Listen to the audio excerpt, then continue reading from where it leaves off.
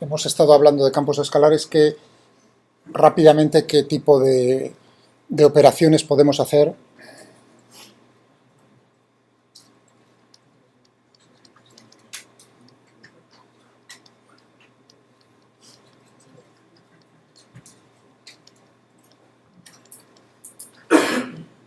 sobre campos escalares.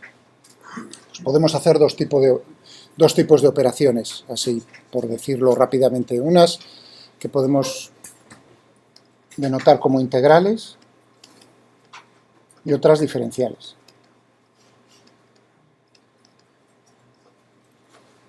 Dependiendo del tipo de operación. Lo mejor es poner un ejemplo. Pensemos en un campo escalar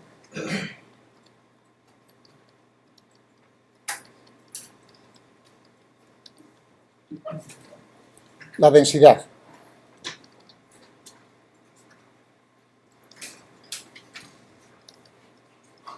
La densidad. Si hablamos de densidad, podemos hablar de densidad volumétrica, cómo está repartida la masa en un volumen, superficial sobre una superficie,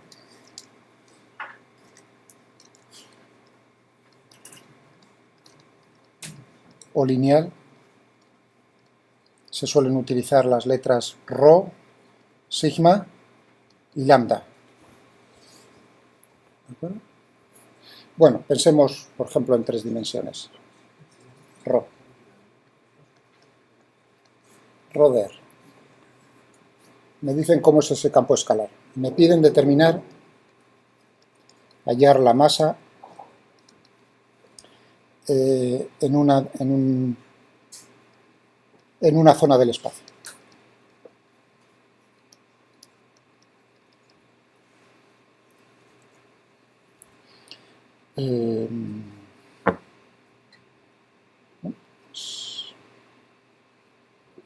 ¿Qué tendremos que hacer?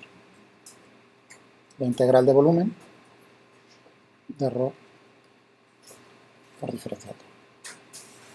Este sería un volumen infinitesimal.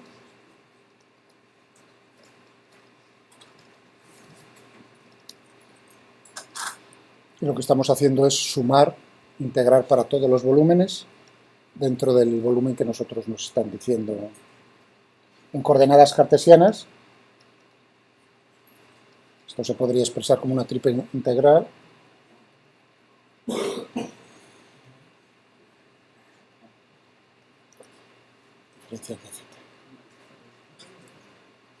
Fijaos que este tipo de integrales en matemática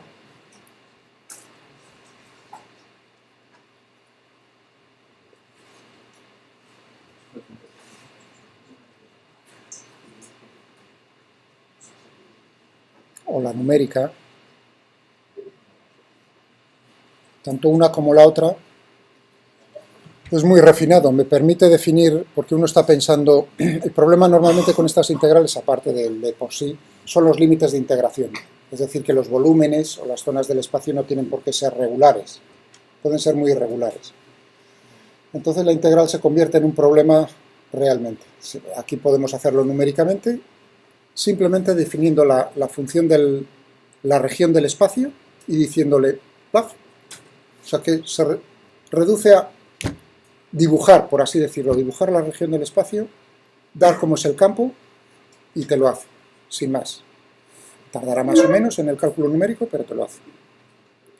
En algún momento tendremos que hacer algún cálculo de estos. Pero antes, yo creo que es más que no perder el tiempo en hacer cálculos de estos, es en centrarnos en algo más importante, o sea que en esto es muy simple. ¿Qué ocurre cuando hacemos operaciones diferenciales con los campos escalares?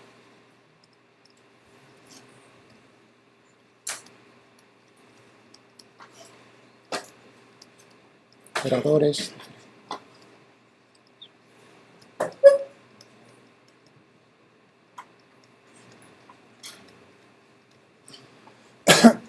Aquí uno vamos a definir, que es el más importante, y que ya conocéis, ¿no?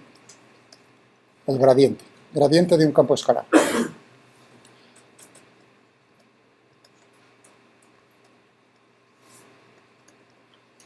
el gradiente de un campo escalar es un vector.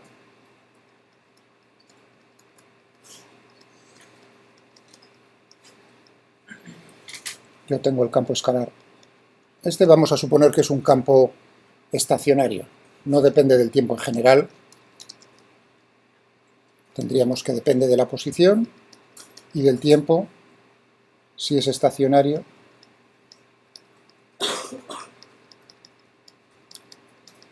Es independiente del tiempo. Vamos a pensar, vamos a cogernos campos estacionarios, que siempre es más sencillo.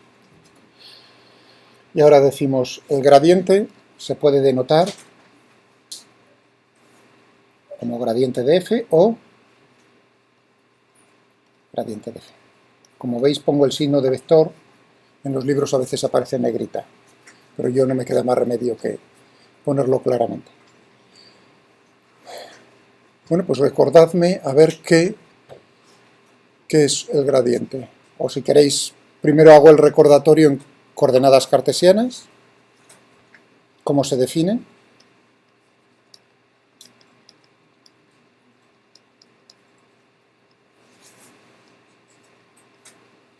Coordenadas cartesianas es muy sencillo. Tendríamos que el gradiente de f es un vector cuyas componentes son la derivada parcial con respecto a x, la derivada parcial con respecto a y, la derivada parcial con respecto a z. En otro tipo de coordenadas pues es un poco más complicado. Esta sería la componente x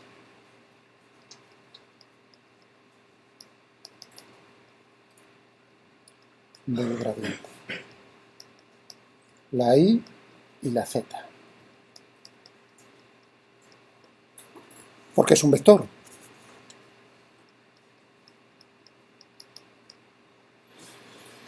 Bueno, eso es la definición matemática. Pero, ¿cuál es el significado? Lo que os quiero preguntar, ¿esto lo habéis visto en matemáticas? ¿Sí o no? Sí, creo que sí. Sí, porque yo he hablado con el profesor de matemáticas una vez y lo sé, porque tenía un interés especial en saber si lo habíais oído o no. Pero a mí me interesa la parte física, o sea, no es tanto que también esto que acabo de escribir, sino que me expreséis con palabras el significado físico del gradiente. Yo tengo una magnitud física que es f, la que sea, por ejemplo, para hablar de algo concreto, de temperatura, es un escalar, ¿no? Entonces tengo T, es estacionario y no cambia en el tiempo. La temperatura en todos los puntos del espacio. Entonces, ¿cuál es el significado físico del vector gradiente de temperatura? A ver, con palabras y lo más claro posible. Es el vector que indica la dirección en la que el campo varía más rápidamente. Muy bien. Exactamente, no tengo nada que decir. Es exactamente eso. Es un vector que en los otros grupos anteriores no quedaba, ya empezaban y decían, bueno, los cambios, no, la dirección. Primero es un vector, tienes que decir cómo es la dirección, el sentido y el módulo, ambas cosas. En este caso lo más interesante es lo que acabo de decir. ¿Qué dirección? Ese vector te muestra una dirección en el espacio. ¿Qué dirección? La dirección en la cual los cambios que se producen en esa magnitud escalar son máximos. O crece más rápidamente. Bueno, yo si tengo, para que os hagáis una idea, si tengo un punto en el espacio, aquí en rojo, ¿no? Esta es una posición. Aquí tengo un valor de la temperatura. La pregunta es, ¿en qué dirección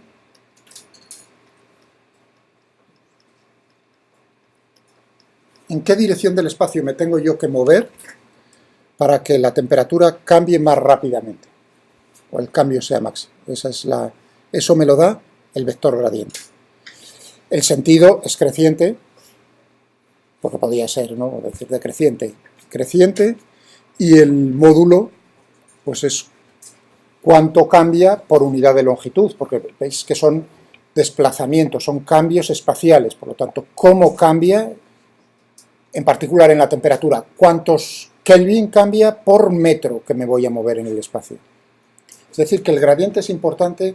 Uno a veces tiene, cuando habla de gradiente, está expresando, en el caso de la temperatura, ¿cómo es la diferencia de temperatura? No, es mucha más información. Yo puedo tener entre dos puntos del espacio separados por 1 metro una diferencia de temperatura de 10 Kelvin. Pero puedo tener entre dos puntos separados por 10 kilómetros una diferencia también de 10 Kelvin. La diferencia de temperatura es la misma, pero el gradiente naturalmente es en el primer caso mucho mayor que en el segundo. ¿Cómo cambia por unidad? Los cambios por unidad de longitud que se están produciendo.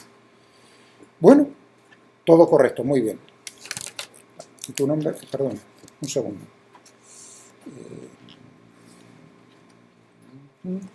Un segundín que tengo que... Hoy es martes, hoy es miércoles, ¿no? Hoy, martes. Perdón. Martes, ciertamente. Martes 25. ¿Me dices tu nombre, por favor? ¿Pablo? Pereira, ¿no? Ya me lo has dicho alguna otra vez, pero... que no te importe, ¿no? Cuantas más veces, antes me acordaré. Vale, muchas gracias, Pablo. Lo cuadraste perfectamente. Bien, pero ahora viene el segundo paso. Eso que yo he escrito aquí, la definición matemática y el significado físico tienen que cuadrar. Quiero que me demostréis que, por ejemplo, lo primero lleva a lo segundo. ¿Entendida la pregunta? O sea, por un lado hemos visto la definición matemática. Aquí viene un profesor de matemáticas y me dice, oye, pues yo defino un vector que llamo gradiente de un campo que es escalar, o sea, un campo, una función que depende del espacio, de esta manera. La componente x es la derivada parcial de esa función con respecto a x. La componente y, la derivada parcial con respecto a y. Esa es la definición que me hace el profesor de matemáticas. Ahora viene el profesor de física y me dice, yo defino un vector que me va, como ha dicho muy bien Pablo, que tiene estas características. Y los dos me están diciendo que hablan de lo mismo. Y yo quiero saber si eso es verdad. ¿Ya? Sí, pero... Sí, eso espero, porque si no, bueno, podía haberos mentido, ¿eh? Eso a veces lo hago, para ver si me pilláis. Pero... Sí, porque el gradiente representa el vector donde las pendientes, donde las derivadas parciales son mayores. Entonces las pendientes también las son. Los cambios por unidad de... Ya, pero... pues, probablemente tengas la idea correcta, pero yo diría, si estoy al revés... yo fuese tú el profesor y yo el estudiante, yo a lo mejor no me atrevería a levantar la mano, pero diría, yo no lo he entendido. Por dentro, ¿eh? ¿Me entiendes? O sea, que ahora piensa las dificultades que al revés. Yo ahora, las situaciones, yo soy el profesor y tú, pero al revés, cuando yo os pregunto es, lo siento, pero no lo he entendido. O sea, si yo os invito, tenéis todo el derecho, estáis pagando para hacer eso, permitidme que yo lo haga también al revés, cuando no... a pesar de que no os pago. Vamos a ver, pensad, estamos viendo los cambios, es paso a paso, lentamente. A lo mejor él necesitaba la pizarra y por esa es la razón por la cual, no, quiero decir, porque hay que escribir cosas a veces, en este caso. Estamos viendo los cambios. Yo me encuentro en un punto del espacio. Este es el punto, voy a dibujarlo aquí más arriba. Teníamos aquí este punto, ¿no? Y tiene una posición que viene denotada pues, por el vector de posición, imaginaos que este es el origen, este es R. Entonces me voy a mover un poco alrededor de ese punto a ver cómo son los cambios. Un poco, infinitesimalmente. Me voy a mover, pues por ejemplo, a este otro punto. Este otro punto viene dado por, naturalmente, R. Esa es la nueva posición. Y eso lo puedo variar, o sea, puedo moverme en todas, alrededor, por así decirlo, en cualquier dirección. ¿Entienden? Y ahora lo que quiero ver es, si aquí en este punto tengo T, aquí tendré estoy infinitesimalmente cerca. Eso quiere decir, y mis funciones, mis magnitudes físicas se comportan bien. No como para los matemáticos a veces, que piensan cosas raras, sino... ¿no? Digamos, no puede haber saltos, discontinuidades, no, en ese sentido. No puedo tener discontinuidades en esta magnitud física. entonces tendré un cambio infinitesimal, no finito, porque si fuese con una discontinuidad, incluso, ¿no?, en un cambio espacial infinitesimal podría ser un cambio finito en la función, ¿lo entendéis? Eso con nosotros no. Vale. Por eso pongo t más diferencial de t, el cambio es infinitesimal. Y ahora lo que me preocupo es intentar cuantitativamente hallar esto. Esta es una diferencial total.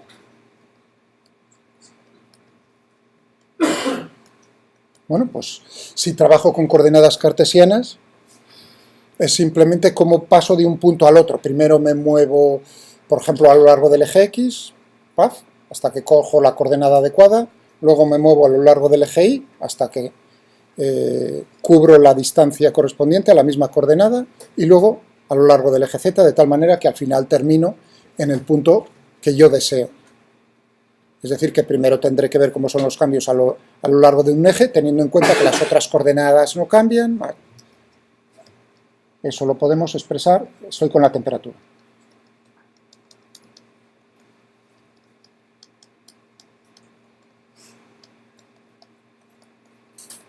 Estas son las derivadas parciales. Diferencial de Z. Que yo he pasado de decir cómo cambia a intentar expresarlo matemáticamente de la forma utilizando coordenadas cartesianas.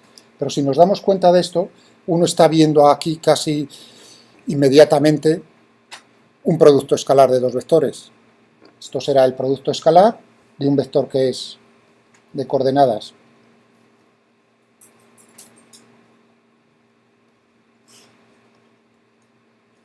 por escalarmente producto escalar por otro que tiene,